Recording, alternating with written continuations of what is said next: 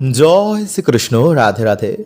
বন্ধুরা, আগামী 23শে জানুয়ারি শুক্রবার এই সরস্বতী পুজোর দিন বা বসন্ত পঞ্চমীর মহাযোগে সকালে ঘুম থেকে উঠে এই একটি কার্য কিন্তু আপনারা অবশ্যই করবেন। এতে ভগবান শ্রীকৃষ্ণ এবং মা সরস্বতীর বিশেষ কৃপা বন্ধুরা আপনাদের ওপর পড়বে। কারণ বন্ধুরা, শাস্ত্র বলছে যে এই দিনে মা সরস্বতী গোলোক ধাম থেকে ব্রহ্মপুরীতে আগমন করেন। ফলে এই দিনে আমাদের সামান্য কিছু কার্যে ভগবান শ্রীকৃষ্ণ ও মা সরস্বতীর কৃপায় নতুন বছর আমাদের পরম সৌভাগ্যে ভরে ওঠে। তাই এই দিনে অবশ্যই বন্ধুরা আপনারা পারলে ঘর মোছার জলে এই সামান্য জিনিসটি মিশিয়ে দেবেন এবং সকালে উঠে এই কার্যটি কিন্তু আপনারা অবশ্যই করবেন। এতে আপনাদের ঘর, আপনাদের পরিবার, আপনাদের জীবন পরম সৌভাগ্যে ভরে উঠবে। এবং এই দিনে একটি ফল যদি বন্ধুরা আপনারা কোথাও পান তো অবশ্যই কিন্তু গৃহে আনুন। এতে 2026 সাল আপনারা রাজার হালে থাকবেন। তাই সকালে ঘুম থেকে উঠে এই কার্যটি কিন্তু আপনারা এই মাসে সবাই অবশ্যই করবেন। কারণ শাস্ত্র বলছে বন্ধুরা যে দিনের মধ্যে সকালে করা প্রার্থনা ভগবান সবার আগে শোনেন। তাই পবিত্র মাসে আপনারা সকালে ঘুম থেকে উঠে এই কার্যটি কিন্তু ভক্তি মনে আপনারা অবশ্যই করুন। দেখবেন যে এই মাসে করা আপনাদের প্রার্থনা ভগবান অবশ্যই শুনেছেন। এবং খেতে বসে এই মাসে কিন্তু আমাদের কিছু অজান্তে করা ভুলে আমাদের জীবনে নেমে আসে চরম দুর্ভাগ্য। যেমন বিছানায় বসে এই মাসে খেলে কি হয়। কারণ খাদ্যকে বন্ধুরা আমাদের হিন্দু ধর্মে মা লক্ষ্মীর প্রতিরূপ মানা হয়েছে। তাই খাবার সময় এই মাসে যদি কিছু নিয়ম মানা যায় তো সেই ব্যক্তির জীবনে এসে পড়ে ভগবান বিষ্ণু এবং মা লক্ষ্মীর বিশেষ কৃপা। বন্ধুরা, খাদ্য আমাদের জীবনের একটি গুরুত্বপূর্ণ অংশ। কারণ খাদ্যই আমাদের এই ভৌতিক শরীরকে চালাচ্ছে। যদি আমরা ঠিক মতন খাদ্য গ্রহণ না করি তো আমাদের এই শরীর অসুস্থ হতে পারে। তাই এর জন্য ভগবান শ্রীকৃষ্ণ খাদ্যের ব্যাপারে আমাদের কিছু গুরুত্বপূর্ণ কথা বলেন।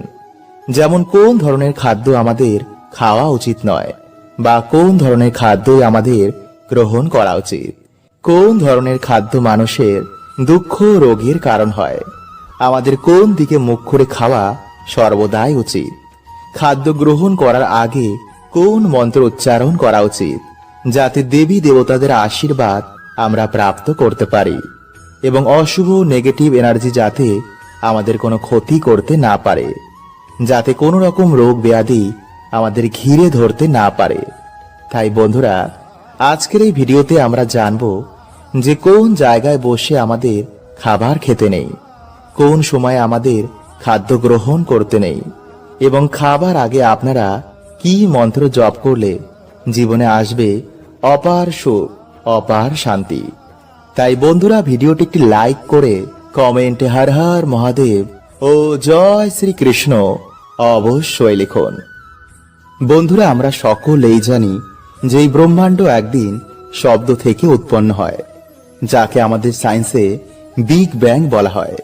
আমাদের শাস্ত্রের অনুসার ব্রহ্মাজি একদিন সংকল্পের মাধ্যমেই এই সমস্ত সৃষ্টি উৎপন্ন করেন। তাই বন্ধুরা, আমাদের শাস্ত্রে মন্ত্রকে খুবই গুরুত্বপূর্ণ মানা হয়। মন্ত্র জপে জীবনে সুখ শান্তির আগমন হয়, সিদ্ধি প্রাপ্ত হয়, দৃষ্টি খোলে, কুণ্ডলিনী জাগরণ হয়। তাই প্রত্যেক কিছুর বন্ধুরা একটি বিশেষ মন্ত্র রয়েছে। আর আজকের ভিডিওতেই আমরা জানব যে খাবার খাওয়ার আগে আমাদের কি মন্ত্র উচ্চারণ করা উচিত।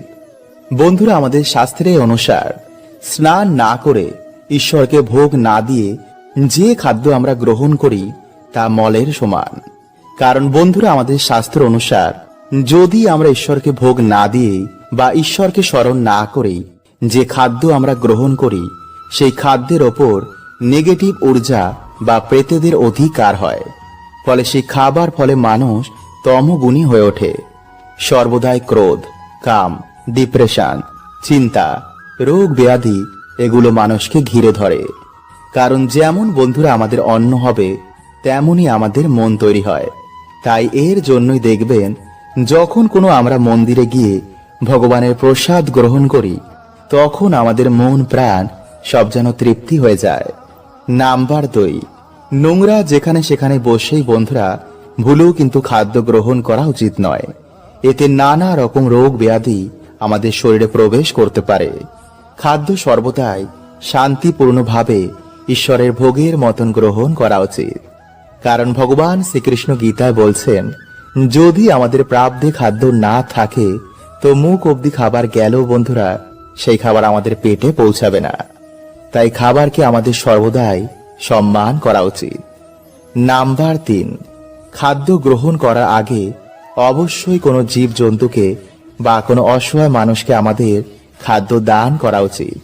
কারণ খাদ্য দানের থেকে বড় দান আর কিছু কখনোই হয় না। তাই খাবার আগে বন্ধুরা আমাদের মা অন্নপূর্ণাকে স্মরণ করে এই মন্ত্র 3 বার জপ করা উচিত। আর সেই মন্ত্রটি হল ওং হ্রিং নমো ভগবতী মাহেশ্বরী অন্নপূর্ণে সোহা। নাম্বার 4, বন্ধুরা আমাদের শাস্ত্র অনুসার সর্বদাই আমাদের পূর্ব দিকে বসেই খাদ্য গ্রহণ করা উচিত। বিছানায় বসে আমাদের কখনো খাদ্য গ্রহণ করতে নেই। খোলা আকাশের নিচে বা হাঁটা চলা করতে করতে বন্ধুরা আমাদের খাদ্য গ্রহণ করতে নেই। এতে ভবিষ্যতে বিভিন্ন রকম রোগ আমাদের শরীরে বাসা বাঁধতে পারে। খাবার খাওয়ার সময় রাগ, কান্নাকাটি, হাসি ঠাট্টা করা মোটেও উচিত নয়। কারণ সেই খাবার গলায় আটকে মানুষের মৃত্যু হতে পারে। বন্ধুরা, আমাদের এই মনুষ্য শরীরকে চালিয়ে রাখার জন্য আমাদের খাদ্য গ্রহণ করতে হয়। কিন্তু আপনারা কি জানেন যে প্রেতজনিতে প্রেতেরা কি খাদ্য গ্রহণ করে এবং আমাদের কোন খাবারের ওপর প্রেতেদের অধিকার হয়? বিছানায় বসে খাওয়া কি শুভ নাকি অশুভ? এই সকল প্রশ্নের উত্তর বন্ধুরা আজকের এই ভিডিওতে জানবো। তাই অবশ্যই বন্ধুরা ভিডিওটি পুরো দেখবেন। বন্ধুরা, আজকের উত্তরটি স্কন্দ পুরাণে বর্ণিত একটি গল্পের মাধ্যমে জানবো। তো চলুন বন্ধুরা এর উত্তর আমরা জেনে নিই। বন্ধুরা, এক সময়ের কথা, রাজা বিদুরথ নামে একবার একটি রাজা একটি জঙ্গলে শিকার করতে যান। কিন্তু শিকার করতে করতে তিনি একটি গভীর জঙ্গলে প্রবেশ করে যান। জঙ্গলের এই ভাগটি ছিল খুবই ভয়ানক। নির্জনে বনের মধ্যে অনেক সময় হয়ে যাওয়ার পর ঘোড়াটি ক্ষুধা ও তৃষ্ণায় মাটিতে পড়ে যায়। তখন তিনি কি করবে বুঝতে না পেরে রাজা নিজেই পায়ে হাঁটতে শুরু করেন। আর তখনই তার সামনে আকাশে 3টি ভয়ানক জীব প্রকট হয়। এই দেখে রাজা ভয় কাঁপতে শুরু করে আর ভয়ে ভয়ে তাদের জিজ্ঞেস করেন, কে তোমরা? আমি রাজা বিদুরথ। ক্ষুধা তৃষ্ণায় খাবার খুঁজতে খুঁজতে আজ এখানে এসে পৌঁছেছি। তখনই 3জন প্রেতের মধ্যে যে বড় ছিল সে বলেন, হে রাজন, আমরা প্রেত। আমাদের কর্মজনিত দোষের জন্য আজ আমরা প্রেত জনিতে কষ্ট ভোগ করছি। আমার নাম মাসন্ত। এ আমার 2 নম্বর সাথী বিদেবত, আর ও হলো কৃতঘ্ন। তখন রাজা অবাক হয়ে বলেন, প্রেত কি? এর উত্তরে মাসন্ত বলেন, হে রাজন, যে মনুষ্য অন্যকে কষ্ট দিয়ে সুখী হয়, যে পশু পাখিদের উপর অত্যাচার করে, গুরুজনদের নিন্দা করে, যে পরস্ত্রী বা পরপুরুষের সাথে সম্বন্ধ রাখে, যে অন্যের ধনকে ছল চাতুরি করে দখল করে নেয়, রাজন সেই হলো প্রেত। আসলে রাজন আমরা হচ্ছি 3 ভাই।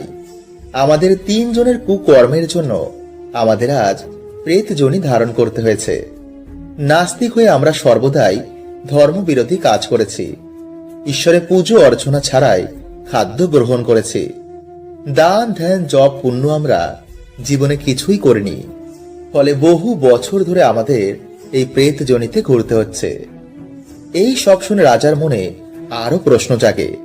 তাই তখন তিনি জিজ্ঞেস করেন, এই মনুষ্য জগতে আমাদের থাকার জন্য খাদ্য গ্রহণ করতে হয়, কিন্তু তোমরা প্রেতেরা কি খাদ্য গ্রহণ করো? তখন মাসন্ত বলেন, রাজন, যেই বাড়িতে খাদ্য তৈরি করার সময় মহিলাদের মধ্যে ঝগড়া ঝামেলা হয়, সেই বাড়িতে খাদ্য প্রেতেরা গ্রহণ করে। যেই বাড়িতে খাদ্য তৈরি করার পর খাদ্য গো মাতাকে বা কোনো পশু পাখিকে না দিয়েই তারা গ্রহণ করে নেয়, সেই বাড়িরও খাদ্য কিন্তু প্রেতেরা গ্রহণ করে। যেই বাড়িতে কখনো ঝাড় দেওয়া হয় না বা সর্বদাই অপরিষ্কার থাকে, যারা বিছানায় বসে খাদ্য গ্রহণ করে, সেই খাবারের ওপরেও কিন্তু পেতেদের অধিকার থাকে, কারণ অপরিষ্কার এঁটোকাটা জায়গায় আমরা বাস করি। যারা ঈশ্বরকে স্মরণ না করে খাদ্য গ্রহণ করে, সেই খাবারের ওপরেও আমাদের অধিকার হয়।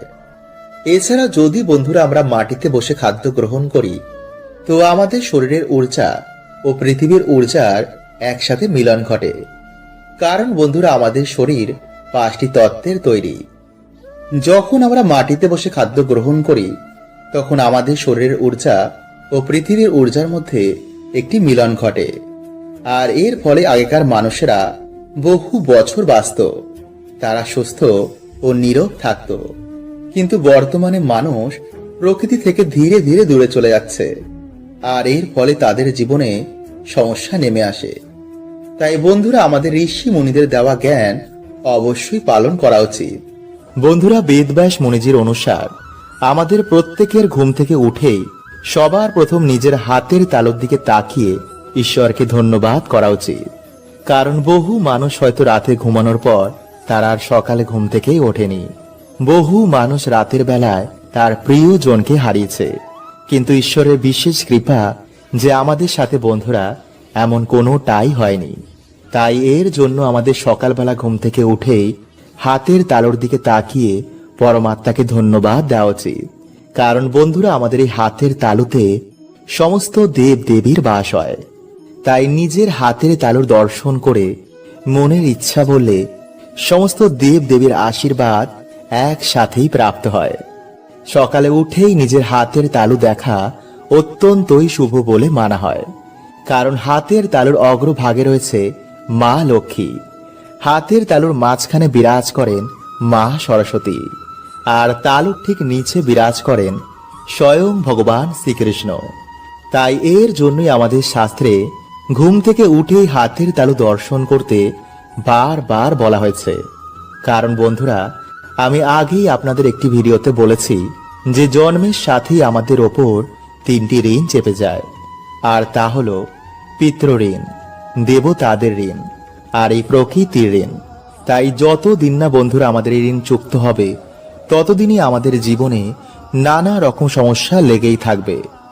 তাই এর জন্যই বন্ধুরা আমাদের সকালে ঘুম থেকে উঠেই এইভাবে নিজের মনের বাসনা সমস্যা যদি ঈশ্বরকে আমরা বলি, তারপর ধন্যবাদ দিই, তো জীবনের সমস্যা বাধা বিপত্তি সবকিছু থেকে ঈশ্বর আমাদের মুক্ত করে দেবেন।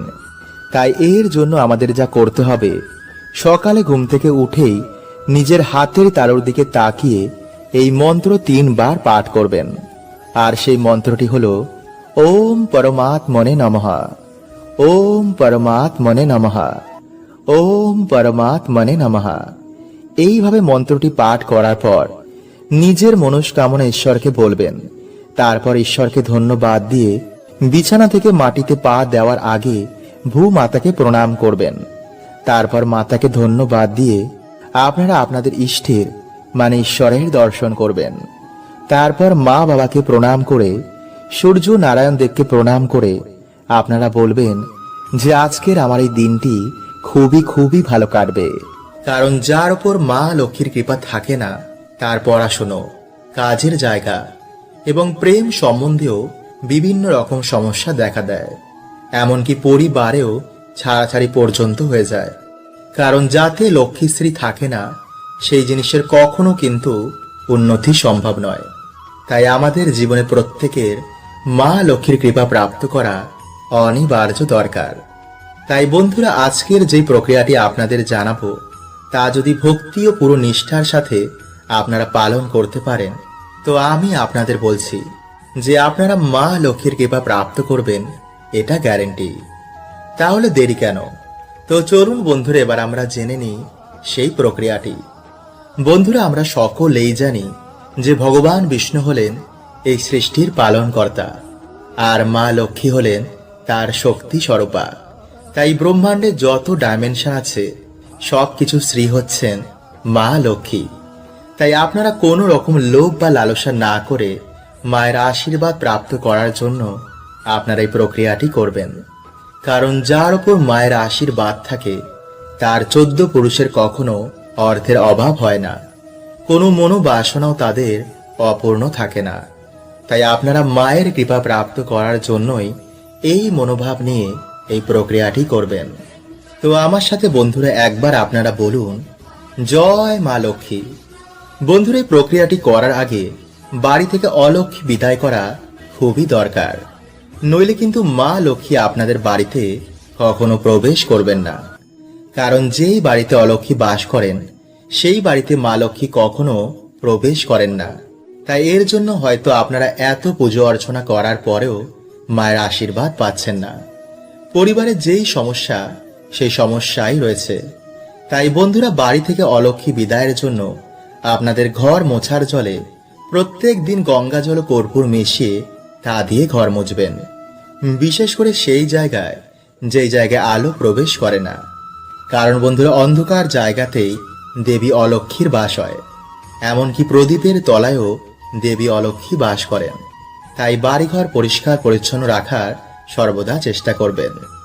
নোংরা এটোকাটা যেখানে সেখানে বাড়িতে ফেলে রাখবেন না। বন্ধুরা, যেমন ভাবে আপনারা বাড়িতে সন্ধ্যা প্রদীপ জ্বালান, বাড়িতে সন্ধ্যা আরতি করেন, তেমনি সন্ধেবেলায় বাড়িতে পুজো অর্চনা করার সময় মা লক্ষ্মীর সামনে একটি ঘিয়ের প্রদীপ জ্বালাবেন। তারপর মায়ের সামনে উলু দিয়ে শঙ্খ বাজিয়ে মায়ের সামনে বসে হাতে লবঙ্গ, এলাচ ও একটি 1 টাকার কয়েন নিয়ে 11 বার লক্ষ্মী গায়ত্রী মন্ত্র আপনারা পাঠ করবেন। আর যদি বন্ধুরা আপনারা চান তো ওম নমো লক্ষ্মী নারায়ণায় নমো এই মন্ত্রটিও পাঠ করতে পারেন। যেই মন্ত্রটি আপনাদের ইচ্ছা সেটি আপনারা পাঠ করবেন। এরপর পারলে আপনারা লক্ষ্মী পাঁচালিও পাঠ করতে পারেন। এবং এই সব কিছু হয়ে যাওয়ার পর বন্ধুরা, আপনারা সেই 3টি জিনিস মায়ের চরণে অর্পণ করে দেবেন। এরপর মায়ের সামনে হাত জোর করে আপনাদের যে মনোবাসনা রয়েছে তা মাকে বলুন। এরপর রাতে নিরামিষ আহার গ্রহণ করে আপনার বালিশের তলায় বা আপনাদের বাড়ির যে মেন আয়কর্তা তার বালিশের মধ্যে এই জিনিসগুলি রেখে দিন। কিন্তু যেন বন্ধুরা এই খবর কেউ না পায়, আর যেন বন্ধুরা এই বালিশ অন্য কেউ ব্যবহার না করে।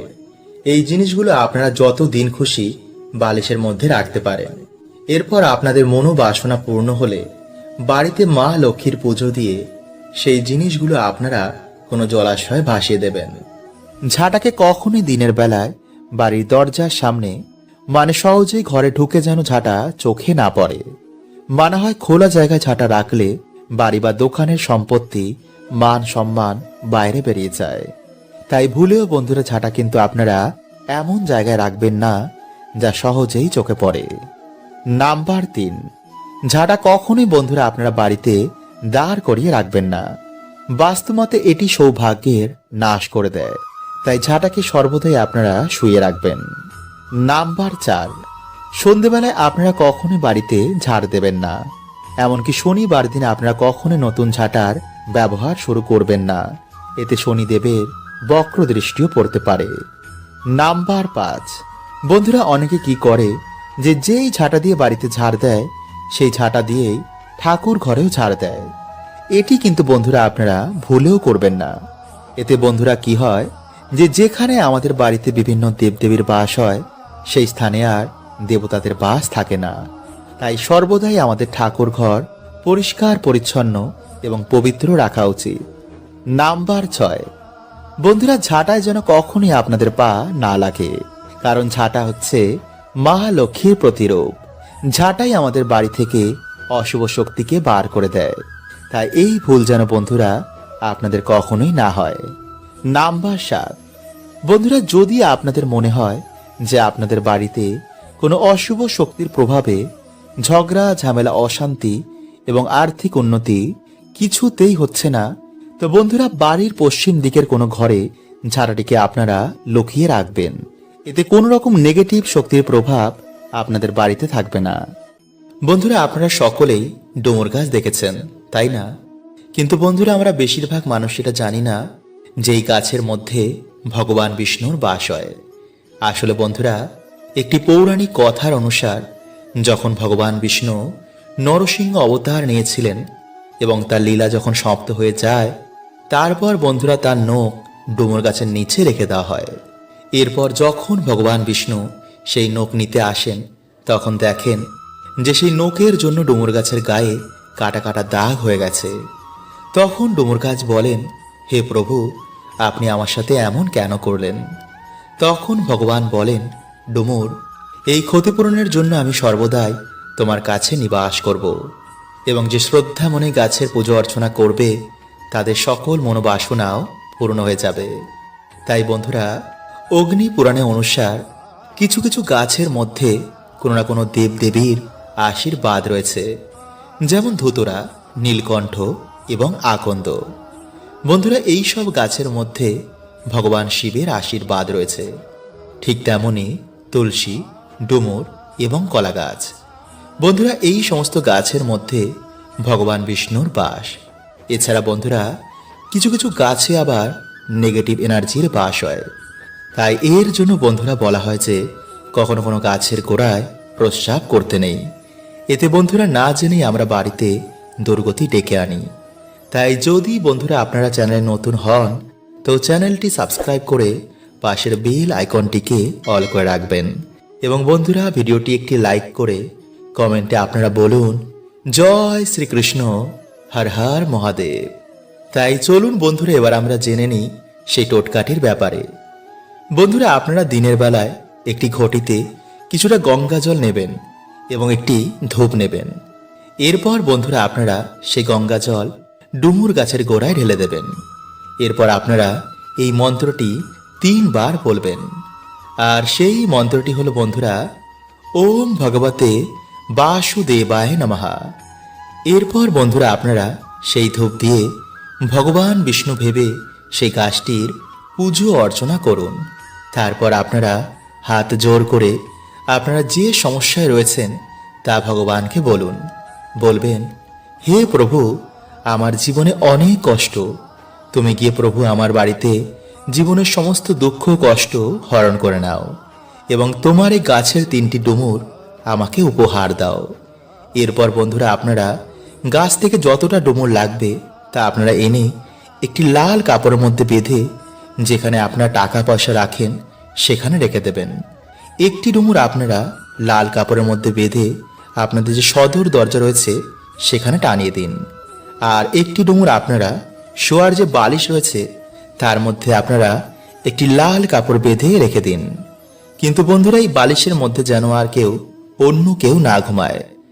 যদি বন্ধুরা আপনারা এইভাবে 7 দিন ঘুমাতে পারেন তো বন্ধুরা আপনারা নিজেরাই দেখবেন যে আপনাদের দুর্ভাগ্য কেমন সৌভাগ্যে পরিণত হয়েছে। কিন্তু বন্ধুরা, যদি আপনারা পারেন তো সেই দিন নিরামিষ আহার গ্রহণ করেই এই কাজটি করবেন। আর স্নান করে তবেই বন্ধুরা আপনারা কিন্তু এই গাছের গোড়া যাবেন।